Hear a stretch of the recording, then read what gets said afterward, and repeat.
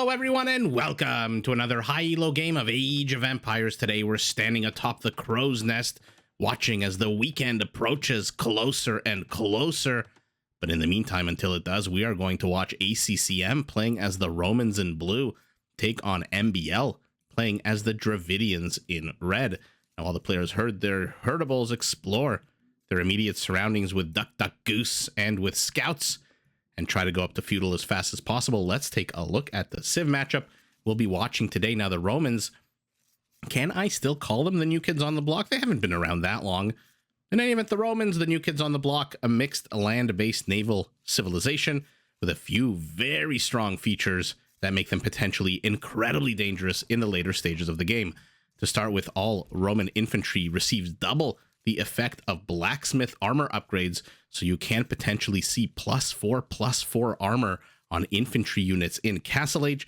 They have access to the Legionary. This is a tanky, well-armored, unique infantry unit that replaces the Roman two-handed swordsmen and champions, and comes with a decent attack bonus against other infantry units of +4. So a mini Jaguar warrior. To make their infantry units even deadlier, the Romans can turn to their second unique unit, the Centurion. We'll see if he even gets there, able to herd the deer. Yes, he does. This is a heavy cavalry unit that increases the movement speed and attack speed of any militia line units within its radius. And by the way, its radius is quite big, a 10 tile radius for a base Centurion and 12 for the elite. Now, to help you overwhelm your opponents on the field of battle with shock and awe, the Romans can upgrade their entire militia line units, their entire knight line units, and their Centurions to not only train 50% faster, but also come with a +5 charge attack, similar to the Burgundian Coustelier.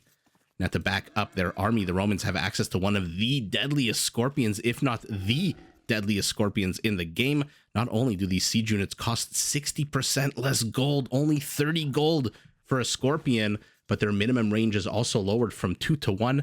They can be upgraded to fire faster, and they're the only scorpions in the game to benefit from ballistics. So like a radar system, they can track your moving units and destroy them. Now, to help a player get to the later stages of the game and maintain the might of the Roman Empire, Roman villagers gather resources, build and repair structures, all 5% faster than generic villagers. Now, opposing the Romans, we've got MbL as the Dravidians in red, a civilization that likes to focus on their infantry. To start with, all barracks technologies are half price. All infantry units can be upgraded to ignore enemy armor, which might be a bit of a problem for our Roman if this game goes into Imperial Age. Essentially, what this does is turns every single Dravidian infantry unit into a Lithuanian Latus. This, by the way, is great news for their unique unit, the Urumi Swordsman. This is a medium infantry unit that gets a massive +12 or +15 charge attack boost. Now, unlike the Coustelier attack boost, unlike the Roman attack boost, the Urumi Swordsman attack boost actually does trample damage. Very, very cool. Now, to support their infantry on the field of battle, all Dravidian siege units cost 1/3 less wood.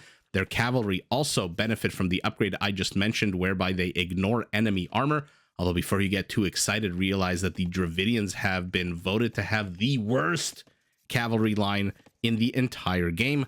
Their skirmishers and elephant archers do attack 25% faster, and their elephant units, including, by the way, their super fast, lightning fast attacking elephant archers, can be upgraded to regenerate health, similar to a Viking berserker. Now, to support their military, Dravidian fishermen carry extra seafood, although if you take a look at the minimap, not exactly expecting to see that feature in play in this game. But what's more important, every time you go up in age as the Dravidians, and we'll keep an eye on the top right of our screen, you get 200 wood for free, which does come in handy significantly. Build an extra structure, build more ranged units, or just save it and use it later on in the game. It is a super cool feature that does help in the earlier stages of the game when resource management and villager allocation is incredibly important. Now, while I've been talking about the civilizational features, the scouts have been poking and prodding at each other. Let's take a look at the map. In the meantime, everyone is going up to feudal. A minute ahead is our Roman off the back of 2 fewer villagers. ACCM's primary gold nice and secure in the back. Primary stone a little bit exposed here in the front. I say a little bit exposed, a lot of bit exposed here. Secondary gold pile here to the top left. Doesn't really look like he's got a tertiary gold that's safe at all, except for this Tetris piece here, very much in the middle of the map. Now Roman hits Feudal Age. We'll take a look at what he decides to build for now, just upgrading his lumberjacks. Let's see where our Dravidian resources are. Nice and secure in the kind of side position is his primary gold. Primary stone safe in the back. Secondary gold and tertiary gold off to the sides. So base advantage here, including these two forests that create a natural wall off in the direction of his opponent, I would say goes to our Dravidian. And let's take a look in 8 seconds. Take a look at the top right of your screen. 153 wood should become 353 wood. At the same time, he also not only gains 200 wood, also gets the first kill, first blood of the game, goes to this scout unit who now needs to dodge spearmen. So ACCM does have this forest here. It's pretty damn far from the town center. And so his base is going to be a little bit harder to defend here. Yeah, there's two. You can see just the tip of a tile here. Means that this wall off is complete. But I just favor the Dravidian base here. 2 forests, 1 secure in the back. Our Roman doesn't really have any back forests. The one in the back is pretty damn far away. So these forest lines might be a bit of an issue for our Roman in blue, who now moves forward with a spear, has discovered with his scout where his opponent's base is, has red, of course, has discovered where his opponent is, and is now circling the periphery with this 1 scout. But it is our Roman who reaches the opposing base first with bigger armies, with a bigger army rather. And now 4-5 villagers pulled off the production line to temporarily keep these scouts out, while at the same time they can just turn around. He's seen this empty gap here to the back. Militia and a spear chasing away 2 spears, one of which is basically dead. HP on the red unit's pretty damn good. And looks like MbL tried to wall this off Viper style, but not as quickly as he could have. And look at this. MbL destroys his own palisade gates to give ACCM an out. Says, you know what? I don't think you want to engage into here. I'm going to trap you, and then there's nowhere really for you to go except into town center fire. But ACCM says, LOL, I'll leave, but I'm going to come back with 2 more units. Well, at the same time, in the center there, okay, does lose a scout. Does our Dravidian, and now ACCM has to be careful, but so does MbL. ACCM has to be careful not to get trapped in here. MbL has to be careful not to lose villagers. Now 4 have become 5.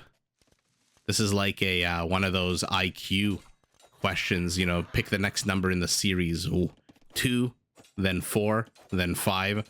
And then you basically have to guess what the hell MbL is going to show up here with next. For now, showing up with not much. The only reinforcing unit is this 1 spearman who's kind of just hanging out here with terrible HP.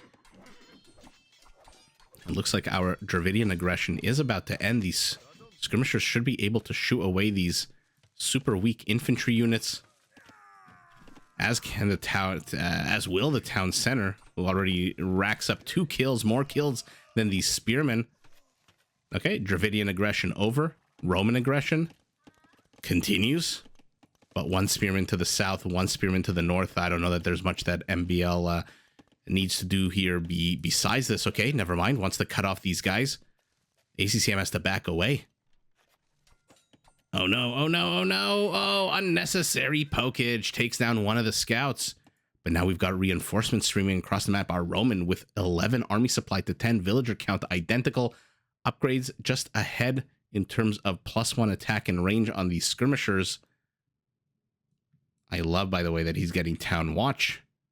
Is going to make this so much harder for our Dravidian to surprise his opponent, although surprise with what? Right now, his entire army is inside this archery range, waiting to be released. Oh, is he going to release it now? Or is he too scared of these skirmishers? Let's see. I thought he would release him after having trapped these scouts in here, but no, the scouts make themselves at home. A bit of a interesting situation here for MbL. Do you release the archers and risk the the skirmishers wrecking them, Or do you continue to let this mini army do damage? He's building more and more, rather training more and more archers. Probably wants to get the numbers and then release them. I mean, he must see that the HP on these guys is absolutely terrible.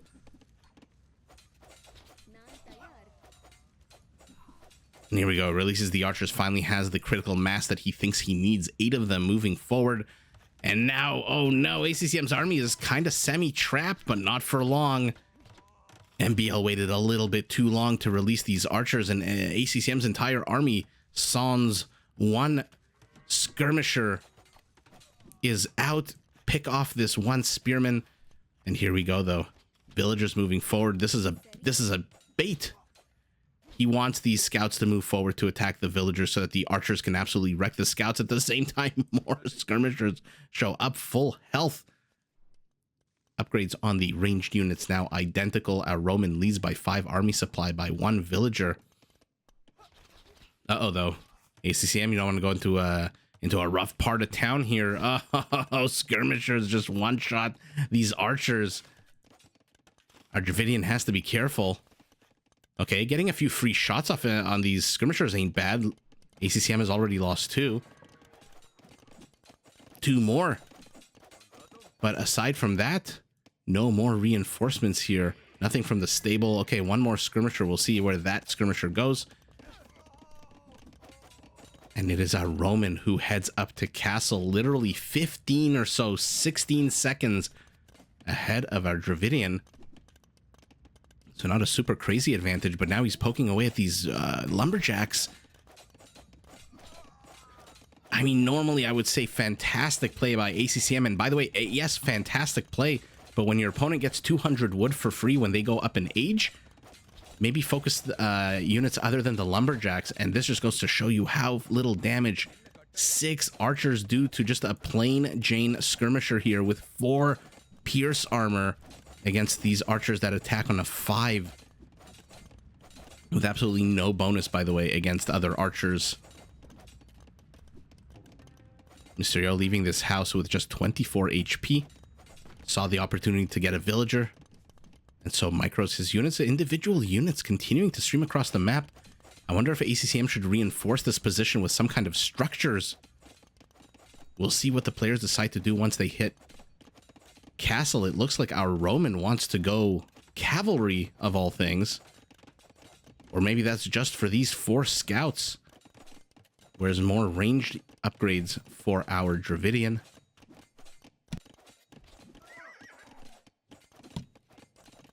Let's see whether or not ACCM's plan to attack the wood line nets any benefits. And again, in 5 seconds, take a look at the wood count of the Dravidian at the top right, from 231 to 431.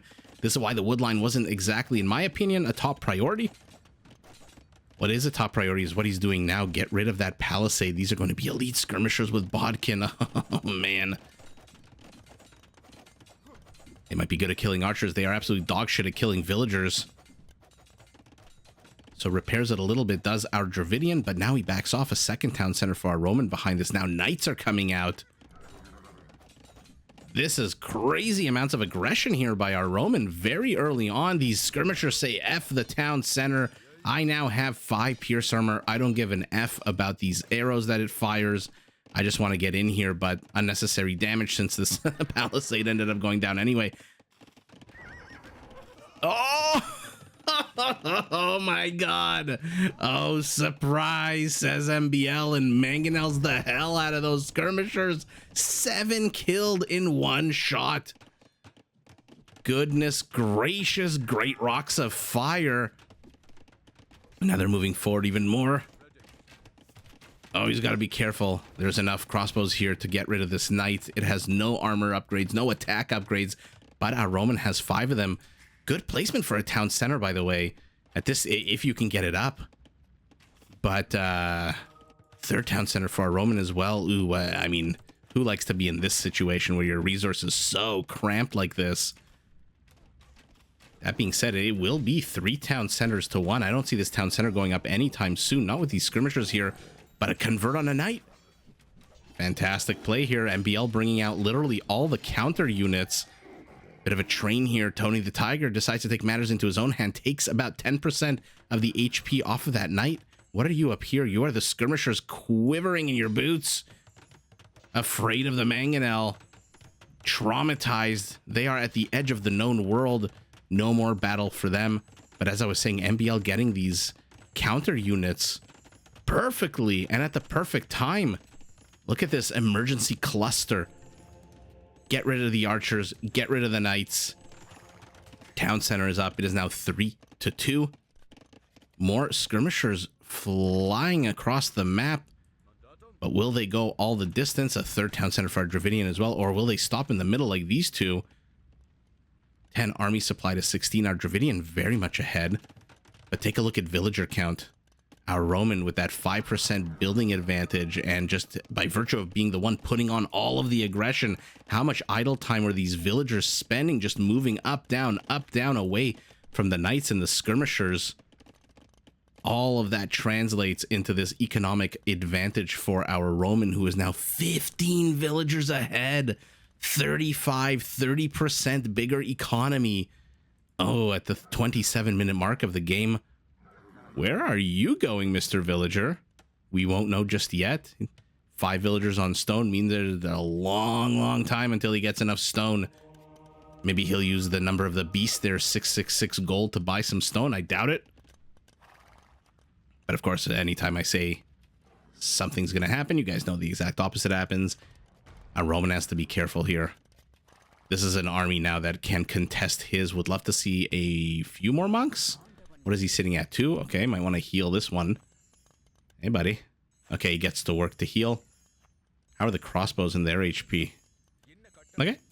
So Red shoring up his defenses by healing up the human element of them. Of course, the regular defenses are still very much from the Feudal Age and thus vulnerable. Siege Workshop very close to the town center. Okay, so ACCM wants to establish some kind of map presence, but doesn't want to overextend. Pokes his way in, and look at them scrambling over one another to get the hell out of the base there. Oh man, what a chaotic little moment there. +2/+2 on these ranged units versus +2/+1, but all the +++ won't help you against the mangonel. But our Dravidian just has 1 mangonel. This villager being kept busy building houses. ACCM has 15 supply. Our Dravidian is housed at 85. Excuse me, I don't know why my voice just kind of died there. Look at our Roman. Does he want to put on a crazy amount of aggression? He's got a lot of population space that he's opening up here. Tried to get this outpost up. Yeah, good luck with that. Villager turns around. And now these skirmishers are in trouble. Our Dravidian moving out. 7 more army supply than his opponent. And we've got villagers as well. 768 stone. We know what those villagers are for. Maybe some of them should have stayed behind and helped to defend the mangonel. But does he care? 3 knights. Oh my goodness. 4 knights. Or was that 3 and the one from before? In any event, 3 or 4 doesn't matter. The entire Roman cavalry unit, what do we want to say, branch of Roman military, the equestrians, are all now under Dravidian control. He built 2 more, then built 2 more after that. Very defensive castle out of ACCM. He saw the villagers. Gets another amazing, an amazing attack round here. Does our Roman, but ends up losing a whole contingent of mangonels. I don't know who came out on top there in terms of a trade. The second this starts under construction, the castle is going to attack it. Okay, so they see each other now. Red sees the blue castle attacking it. Blue sees the red castle by virtue of obviously this crazy amount of vision that castles have. And holy moly. 14 army supply to 14, but the villager count, a 15 villager lead has now become a 22 villager lead. Even though it's 3 town centers to 3, and we're going to have 1 castle to 1 here. 1 OG skirmisher from the Feudal Age trying to make something happen. I doubt he'll survive much longer, but now the knights Okay, does he have monks here? No, he lost all his monks. Maybe put this knight into the castle? Maybe put a few of them into the castle? Look at their HP. Oh my goodness. There's not a single Hail Knight here. Okay, not a bad decision here to build a monastery.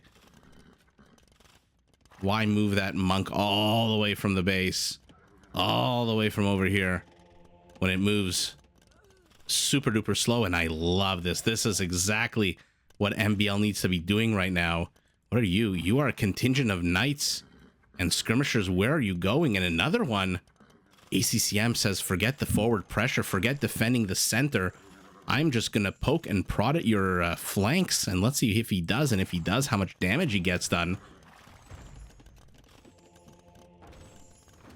Okay, Red's knights are finally being healed up. Might want to move a little bit forward. Where's this monk going? Probably to help out. And here we go, the left flank of knights. But look at their HP. Look at their HP. Down more than 50%. These knights, fresh recruits. Bright-eyed, bushy-tailed. They are here to kill, as are their skirmisher friends. Are you going to train more? Okay, so he's got 3 or 4 now. It says 4, but I think there's only 3 here in the front. I feel like he did move a few of them backwards here for these knights. Let's see it. Okay, just on patrol, I guess. At the same time, 4 kills for this batch of recruits. And why are the monks not converting? Okay, now they do.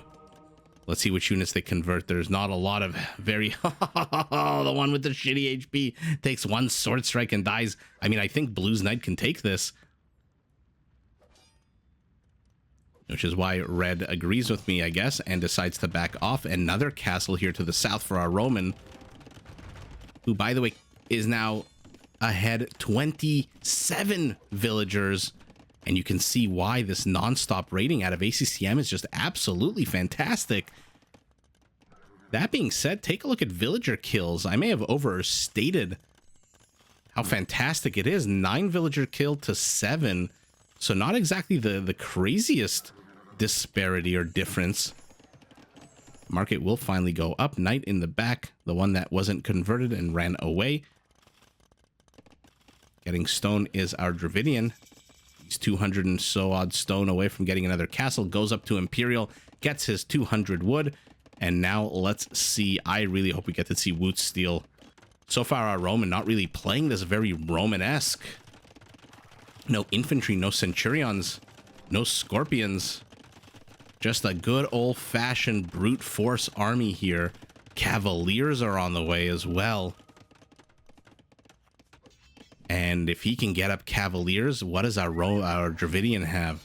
Not a lot to defend against it. Converted Knights will not be upgraded, remember that. Okay. I mean, I like what ACCM is doing here. He's using these units, which have a decent amount of HP, 600 HP, to kind of just spot, to see what's going on. He knows they're going to take a bit of damage, but he doesn't care. 24 villager lead now for our Roman, but he's going to get dislodged here, at least temporarily, until these 5 knights can come and reinforce. And oh no, this is a fight our Dravidian does not want to be taking. Especially not in 18 seconds when these guys become Cavaliers. Has to run away. Loses another one to a convert, does our Roman. Our Dravidian doing a fantastic job taking the Roman units and making them his. Look at this one brave villager. Oh my god, surrounded and dies, but she will definitely be awarded some kind of medal. Where are you going? Got a bunch of lumberjacks just kind of in them at the ends of the world here. And here we go. Our Roman says enough's enough, moves in, loses. Another convert. Crossbows are good, especially when your opposing unit is attacking you one at a time. But now that the other Cavaliers have broken in, 2 of them do get lost in the shuffle here, become Dravidian.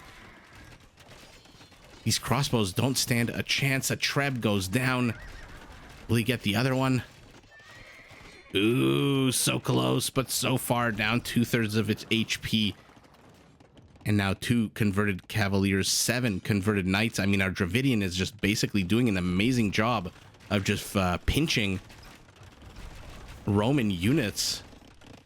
But our Roman wants to hit harder, train faster, make a bit more gold. 19, 20 cavaliers in total.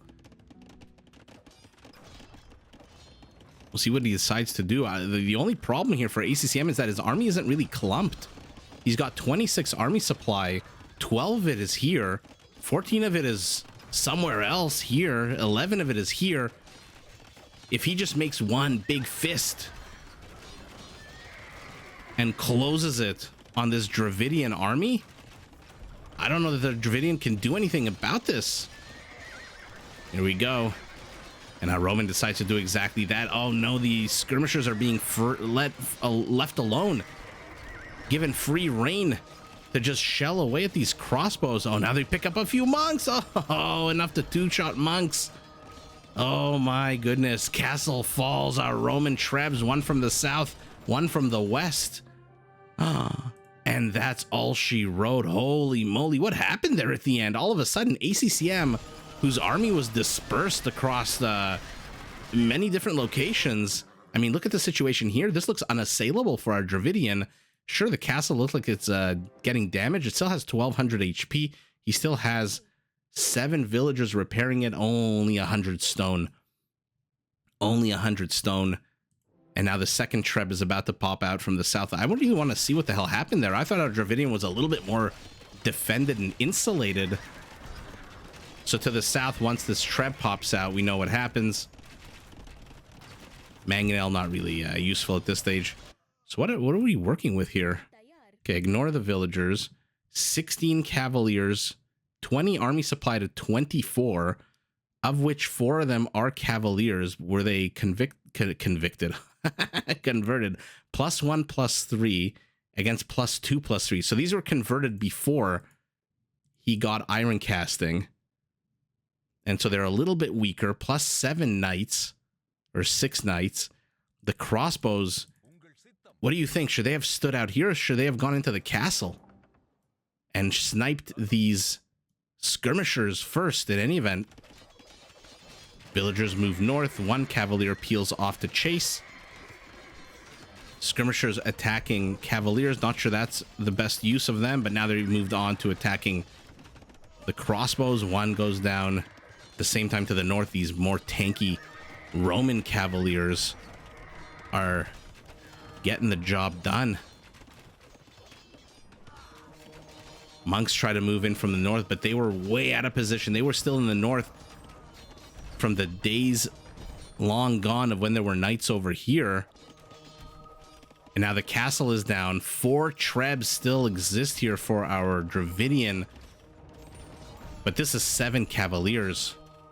This Treb looks like it's about to go down. For some reason, it's within the castle range of this Roman castle.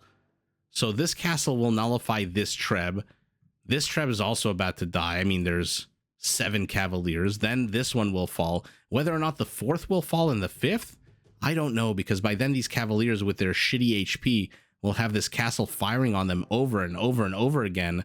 Who knows how long they'll last. Plus there's 2 cavaliers here also, and a few villagers maybe to repair. So for sure dead. For sure dead. I'm pretty sure dead. Not too sure, and not too sure dead.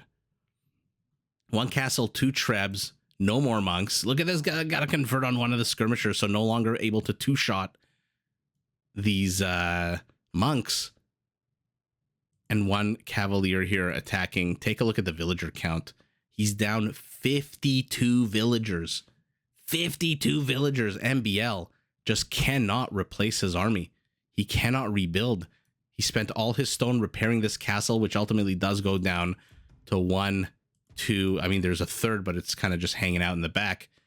And ACCM, with the unrelenting pressure and aggression against these economic structures and villagers non-stop from literally the beginning of the game. Wow, make sure that MbL's villager count never competes with his. 60 cavaliers to 30 crossbows. We know who wins that battle. Peak APM right at the start of the game. Peak APM, let's say 2/3 of the way into the game. And with that villager advantage, I mean, take a look at this. That's 16,000 resources ahead of your opponent. Look at where the stars are. So much more. This is literally 3 castles of difference in stone. I want to take a look if Roman, what is the comitatenses, and see if he researched it. That's the upgrade that makes the night line units train faster and come with a charge attack. I don't see it after you hit castle. It is an Imperial Age upgrade, so I should be looking past here. No, didn't get it. That would have made his Cavaliers even crazier with a +5 charge attack. And I think with that kind of attack, this whole thing would be melted away. But in any event, what an incredibly fun game. ACCM, like I said, playing the Romans, not really like the Romans. Didn't use legionaries, didn't use centurions, didn't use scorpions. What he did use is these villagers to build up a massive economy, 140 villagers. I'm going to zoom out. Apologies to anyone on a smaller screen. 6 stables to just continually pump out cavaliers, knights, whatever it is you want. Has he finished all of his gold? It certainly looks like it. There's a bit more here. Okay, not terrible. 2,000 gold still left. And at the end of the day, wow, I think the unrelenting pressure got to MbL, who established a forward position. It was doing quite well for a while, got out more trebs than his opponent, but ultimately couldn't seal the deal. And it is our Roman with just the bigger, tankier, stronger army, even with the converts. Oh, by the way, yeah, how many converts? Ooh, almost forgot that. 18 converts. 18 converts for a Roman army of 118. So basically a sixth of the Roman army defected and joined the Dravidians. And notwithstanding that, the remaining 5/6, man, we're getting nerdy, did manage to take the day, destroyed the army over here, and now are moving in on the trebs. Once these trebs fall, this castle falls. Once this castle falls, I mean, what does MbL have? Nothing. This was brilliant out of him, by the way. The defense here against ACCM was fantastic. That mangonel shot here was fantastic, but ultimately just taking too much damage. 30 villager kills to 13, and our Roman also leading a little bit in the total kill count of 101 to 95. And ultimately, it is our Roman with the bigger economy, the never-ending raids, and the destruction of the Dravidian center who takes the W, but GG to both players. Did you enjoy this video? Check out these other clips and make sure to subscribe and enable notifications so that you're notified of my latest uploads.